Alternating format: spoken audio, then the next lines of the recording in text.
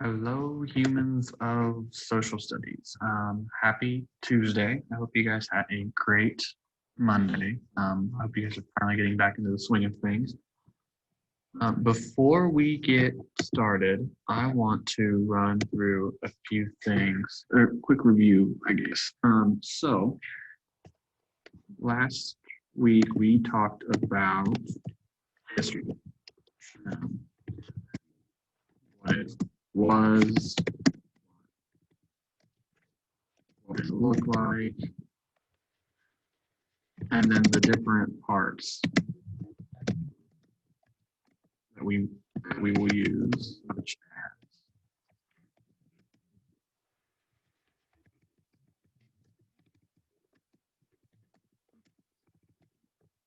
evidence, sourcing, context, corroboration. So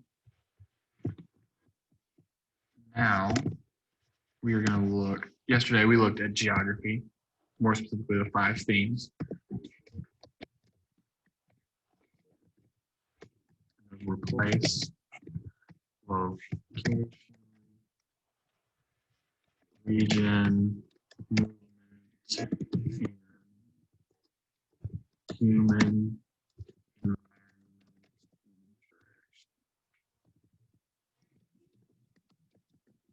or, as I said, HEI.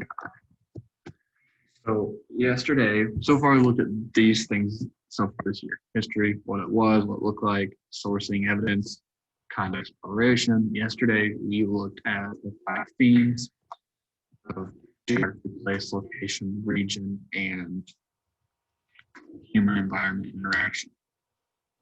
Today we are going to break geography down a little further by looking at types or branches of geography, if you will, which are human, physical geography. So that is what we are looking at today. And before we go any further, if you haven't already, be sure that you take the attendance quiz for each of the modules. And if you need help, make sure you let me know. I posted an announcement yesterday about what all you have available to you. So make sure you check that out in case you need any of those. So without further delay, let's get started with today, and that is physical and human geography. So basically today what we're looking at is what are they, what do they mean, and why we care. Why do we care about physical and human geography? So here is our objective and daily question. The objective is that hopefully by the end of this, you will be able to understand and explain the different types of geography. And then the daily question, which you should have already seen, is how do you think history and geography are connected, or are they? So first off, what are they? So like I said, so far we've looked at the themes of geography: place, location, movement, human environment interaction, HEI, and region. So today we're going to break that down even more by looking at the 2 of the more common branches or types of geography that will come across over the school year. And those are physical and human geography. So physical geography, if you look at this picture down here, is just simply what it sounds like: physical features that make up an area we're studying. That can be landforms, bodies of water, climate, soils, plants, pretty much any physical aspect of a place. So, like, are there volcanoes? What mountains are there? How big? How small? Is there a hill? Is there a valley? Is this place located along a river? Do they have access to the ocean? Physical features that might define a place, might impact how people interact with a place, if you will. Another one is climate, how In this part of the picture, it looks like it's pretty dry, desert-ish.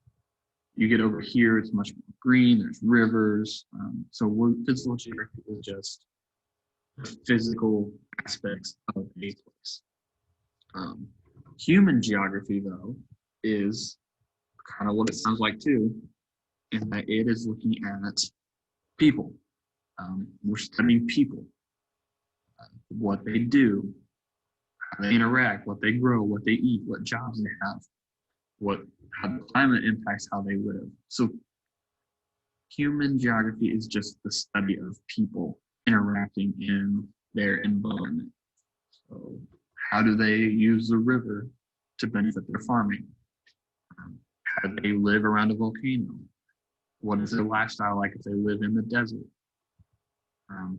Just human geography is just how people interact with, let's say, how people interact with their environment.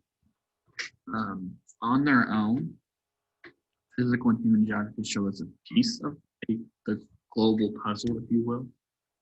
It's just a small picture, but you combine it together along with the work that we did with history last week, and you can kind of begin to see the bigger global picture, if you will. So, physical geography, why do we care? So, physical geography is helpful in that it helps to know where things are and where things aren't in the world. This has been a big learning curve for humans. It's helpful to know that there's a shortcut through the mountains. It could save you a few weeks off of a trip. Knowing where you can cross or can't cross a river is important so you don't drown. Knowing the climate of a region will help humans know what food's available, what clothes they can wear, and so on. If you didn't know that the desert, or I think this is Death Valley out in California, is super hot, and you showed up in a winter coat, you're going to hate your life. But knowing the climate of that region, you know you want to dress, you want to wear ice shorts or something to protect you from the heat, and you want to be able to bring enough water to get you through the day. If you didn't know that, you might walk in with no water and be stuck for hours on end, days on end, not prepared for the climate of that region. Another example is Christopher Columbus. He thought that if he sailed west across the ocean from Spain, eventually he would end up in India. He didn't know, no one knew at the time except for Native Americans who lived here. But there were two whole continents in between Spain and India.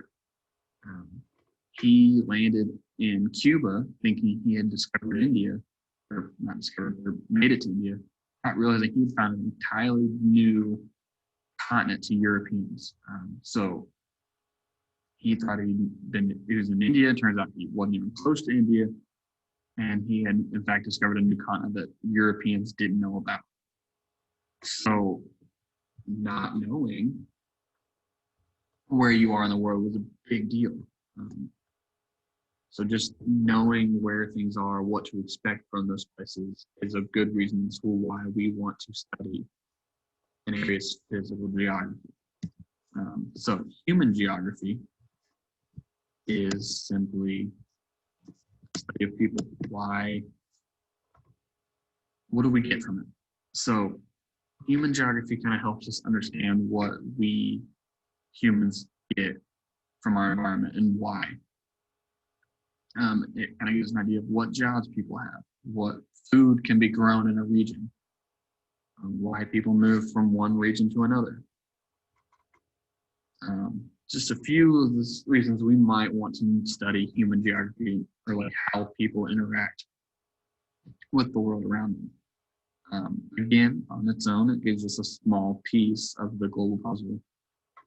But you combine it with physical geography and history, we kind of see that bigger picture of, okay, what's it like where people live? Well, how do they interact with the environment around them? And then how have outside factors or their past, what's currently impact what they do. So human geography is just studying people, basically. We can break that down a little bit further by looking at how geography is studied. It's broken down into 3 levels, if you will. The local level, the regional level, and then the global level. Local level is exactly what it sounds like, what's going on in a specific area. For us, we might look specifically at Middletown. What do most people do in Middletown? What jobs are there? What's the physical features of the area like? What's the climate like? So we're looking at the physical geography and the human geography of Middletown specifically. So we're taking all what we just talked about, the 5 themes, the physical and human geography, but we're looking at specifically just Middletown. Another way to look at it is the regional level. So in this case, we're going a little bit wider and looking at the Midwest. Same things we're looking for: physical geography, human geography, that kind of thing. But now we're looking at a larger level in the Midwest. What are some common jobs in the Midwest? What does the Midwest look like physically? Does it have mountains? Is it flat? What's the climate like? So we're looking at the same things we looked at the local level, just in a bigger picture at the Midwest. And remember we talked about regions. The Midwest is grouped the way it is because it has several things in common: common foods, common languages, common crops, climate. So we, geographers, historians, break the United States down into regions because it's easier to study specific things about a place when you can look at it at the regional level instead of having to make their differences. Okay, the Midwest is different from this, from the West, from the South, from the East. That idea. So that's regional. And then finally, we can look at geography from the global level. Again, same ideas, same physical, same human geography we were looking at before, but we're looking at it globally. In this case, we're looking at the United States as part of the globe. So what are some common industries in the U.S.? What are some common jobs that you might find across the U.S.? What physical features can you find in the U.S.? Again, this varies from different part of the United States to different part, but what are some physical features you might find? What are some of the climates you might find? How does the United States interact with other countries around the globe?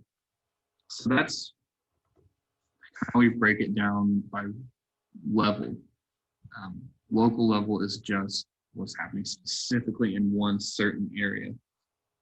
Regional is looking at the bigger part of the region, and we're looking at the global level, and that how does the United States as a country interact with the other countries of the world. So with all 3 of these, we're still looking at physical features. We're still looking at physical geography. We're still looking at the human geography, but we're looking at different levels, if you will. Each level getting broader, and that we're looking at a bigger picture of a certain place. So hopefully that made sense. If you need me to explain anything, remember we have the Zoom office hours. You can email me. Always schedule a time to come in too. Don't forget that's still an option to you. If you need help figuring any of this out or want me to go over some of the options you have, let me know, and I'll be more than happy to help. You will find the assignment on the next page of the module. And otherwise, if you have any questions, let me know. And I hope you guys have a good day. And I will see you all tomorrow.